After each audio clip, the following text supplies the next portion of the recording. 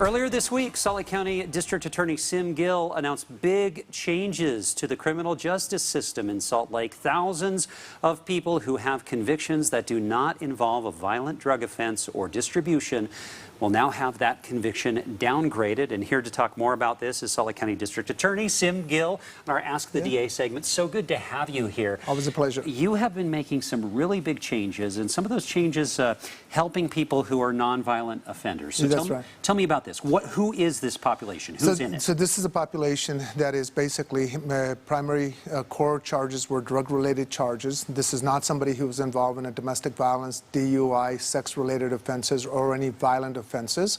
So we segregated those individuals out. We looked at a data set from 2015 to 1997. So we started with almost 100,000 cases, wow, which we went through and scrubbed with those parameters, and we were able to reduce it down to roughly about 14,000 cases and about 12,500 unique individuals whose charges we discounted down by 1 degree in some circumstances and by 2 degrees in other circumstances. And this really gets them out there to be able to get automatic expungements and start that process of reentry back. These are people, you know, I know every time any one of us applies for a job or anything major, you know, I just filled out to be a worker at my church.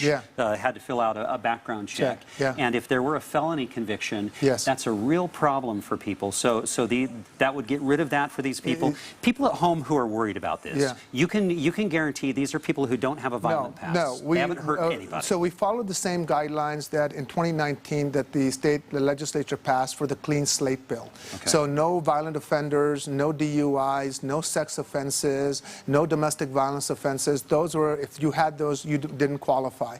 This is really a group of individuals who've sort of paid their debt to society. These are older cases, but this conviction is still there. You know, a criminal record is the equivalent of a scarlet letter in our modern day. And it actually can impede you from getting employment, housing, governmental benefits. If you have a family, you can't make as much money to support them. And this contributes to that intergenerational poverty. So if you paid your debt to society, you made a mistake, and there are all these other subsequent barriers, this is to eliminate those barriers, because at the end of the day, we get a greater net return by you being a productive member of society, earning a living wage and supporting that next generation than cycling back in. I'm going to do something really unfair to you because we have 20 seconds left. How easily can you summarize how you balance this idea of the sympathy to people like this and being sure that you are helping not encourage crime? So first of all, the net return is a lot more positive if you're a productive member of society, if you're not passing off intergenerational poverty, and if you paid your debt to society and you're not a violent person. Because it's a disproportionate punishment that you follow for the rest of your life, a millstone which actually contributes to subsequent criminality. And so another generation or even you in the future may get so desperate that you fall back into crime instead of raising yourself out? That's exactly right. Okay.